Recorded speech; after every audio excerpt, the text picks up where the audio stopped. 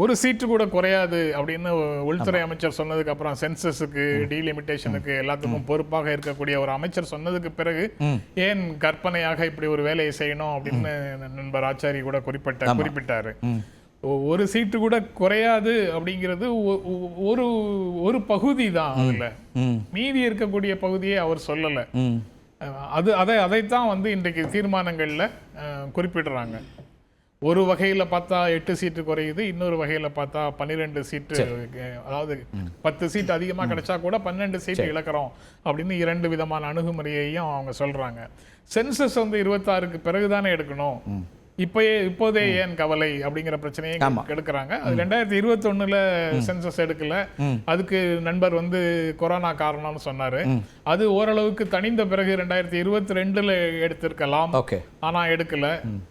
அதே ஆட்சி தான், ஆட்சி மாறல, அதே பிரதமர் தான், பிரதமர் மாறல. 2023ல எடுத்திருக்கலாம், எடுக்கல. அதுக்கப்புறம் ஒரு 1000 கோடி பட்ஜெட் அலோகேட் பண்ணுனாங்க. ஆனால் அது போதாதுன்னு சொன்னதுக்கு அப்புறம் சென்சஸ் ப்ராசஸ் ஆரம்பிக்கவே இல்லை. அதுக்கப்புறம் இந்த ஆண்டில் 500 கோடி அலோகேட் பண்ணியிருக்கிறாங்க. அதுவும் வந்து போதாதுங்கிறதுனால இந்த ஆண்டும் நடக்காது. அடுத்த ஆண்டு ஒருவேளை நடத்தினாங்கன்னா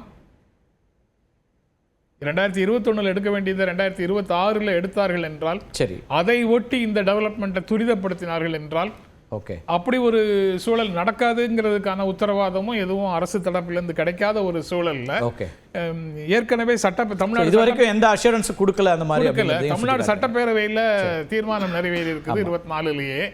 அதை ஒட்டி அனைத்து ஊடகங்கள்லயும் எக்ஸ்பிளைனர், கிரிட்டிக்கல் ஆர்டிக்கிள், பல காலம் எல்லாமே வந்திருக்குது எல்லா பெரும்பாலான ஊடகங்கள்ல. அதனால இன்று திடீரென்று கற்பனையாக இந்த விஷயங்களை பேசுறாங்கன்னு சொல்றது வந்து அடிப்படையற்ற ஒரு வாதமாக எனக்கு தோன்றுகிறது.